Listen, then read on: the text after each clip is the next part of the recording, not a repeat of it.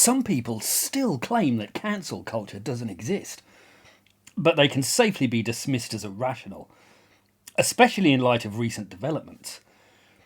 Yet the flip side to cancel culture might be even more insidious, because that's the all-pervasive imposition of left-wing propaganda across the arts. There's hardly a film or TV series now that doesn't consist of heavy-handed tokenism and a series of pious lectures clumsily strung together, relentlessly drubbing us over the head with the diversity narrative. This approach isn't just horrifically tedious. It's terribly damaging to art, to artistic quality, and to free expression. Any fare that fails to conform immediately comes under criticism, and this imposes a banal conformity in the arts that has a stultifying effect on society. It's horrifically damaging and dangerous, and the effects of this cult are becoming worse all the time, as the parameters of acceptable expression continue to narrow, and the consequences of deviation grow ever more harsh. Award ceremonies have become increasingly outlandish affirmations of loyalty to this narrow and bullying cult, effectively constraining themselves in adhering to the same quotas as their increasingly insufferable efforts. And as resistance to this mania spreads, those cultural elites double down, becoming ever more stubborn, grandiose and conceited, ever more detached from the sort of experimentation and realities where true creative expression lies. But far more dangerous than this is the increasing attacks on literature. The area of writing should be inviolable, but for years now it's been patrolled by Stalinist sensitivity readers who take a red pen to any proposed drafts, forcing changes to the text so that they adhere to the increasing lunacy of woke requirements. Anthony Horowitz recorded how these dull Puritans had attacked his latest book. He described a doctor attacking a victim with a scalpel, but the sensitivity readers dulled that to a surgical instrument, lest anyone make a bizarre connection with the scalping of American Indians. Literature has thus been policed by people with loopy ideas and zero comprehension of effective writing. Hardly a progressive step. Outright bans have become commonplace. The memoirs of Woody Allen were dropped by his publisher after complaints from progressive staff. So was Nigel Biggar's study on the British Empire, and Julie Burchill's book on free speech. And yes, they later found other homes, but this is a worrying trend. And there's also the ever-present injunction for writers to stay in their lane. Imagination is supposed to be at the core of literature, but not anymore. A white man better not depict a character who's a black woman because he can't share her lived experience. While diversity has been shoehorned into every visual medium, it's effectively been drummed out of literature. All that will remain will be memoir. The Writers' Union, the Society of Authors, has warned how writers that question woke orthodoxy have been drummed out of the profession. Any who show even slight support for J.K. Rowling are cancelled after howled accusations of transphobia.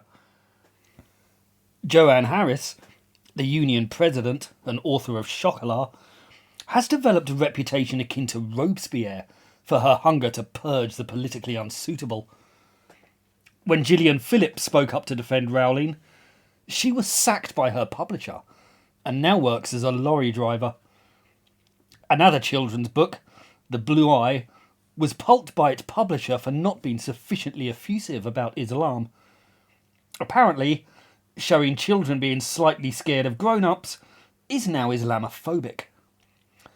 Kate Clancy's lively book on what she learned from children has been attacked too, and it's under pressure, being widely rewritten.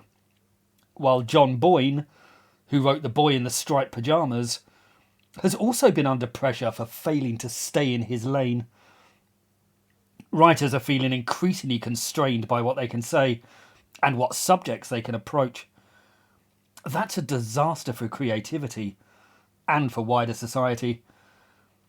The closing of minds and free expression has consequences, and none of them are desirable. As with every aspect of the narrow and censorious woke tyranny that dominates our lives, the cases are legion. I give just a smattering here.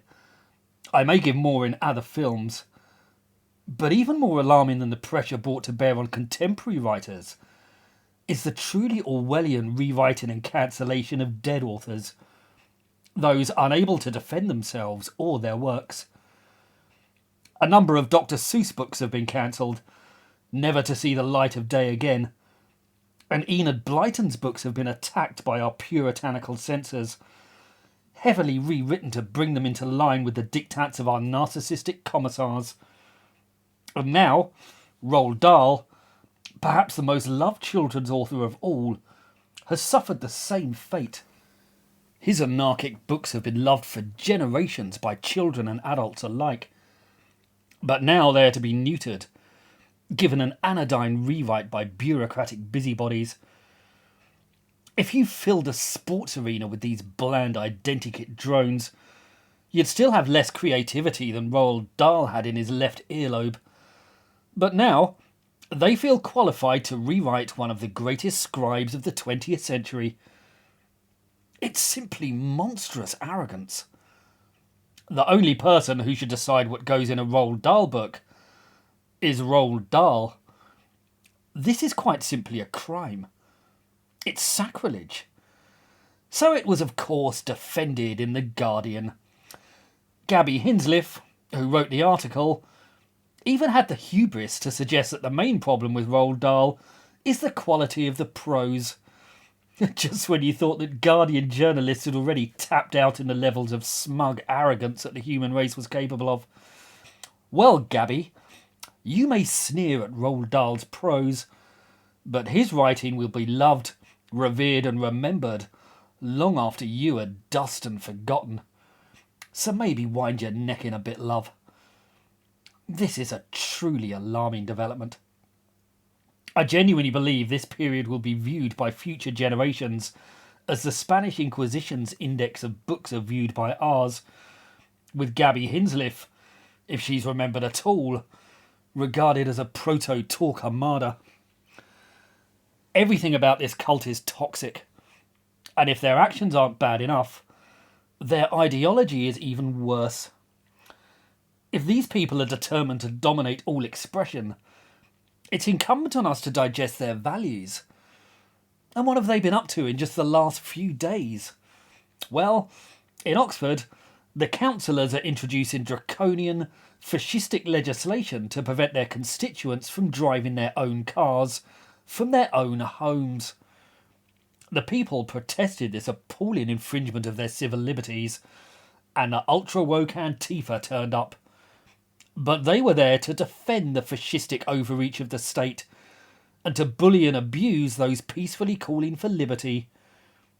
Antifa screamed they were fascist scum, because of course they did. Strike one for the madness.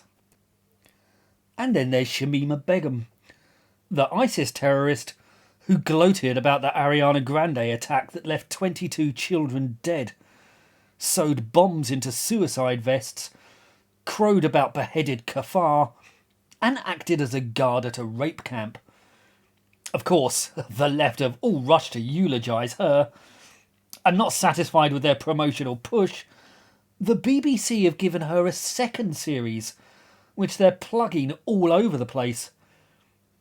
As if that wasn't disgusting enough, Gary Lineker also took to Twitter to defend ISIS, and the people of Britain are forced by law to pay this idiotic twonk millions of pounds.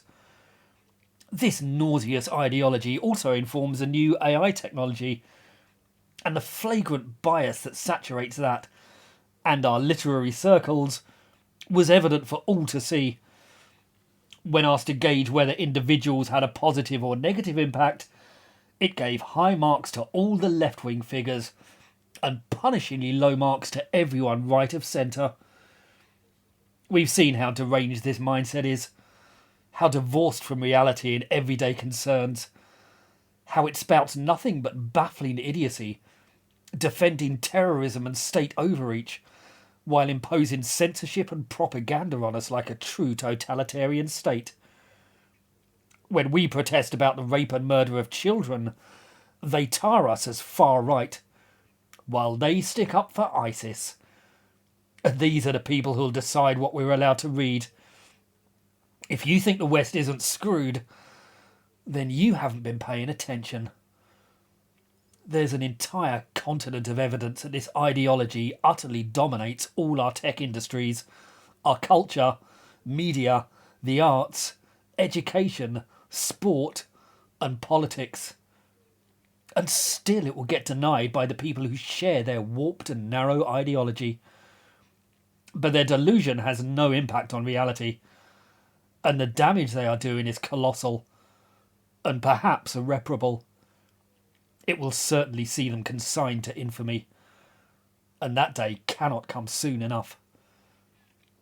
If you want to support this channel, please like, subscribe, and think about buying my books. They're called The Tyranny of the Left, and they go into topics like this in much greater detail. They're available on the links below. Please do feel free to pick them up and let me know what you think. Thank you.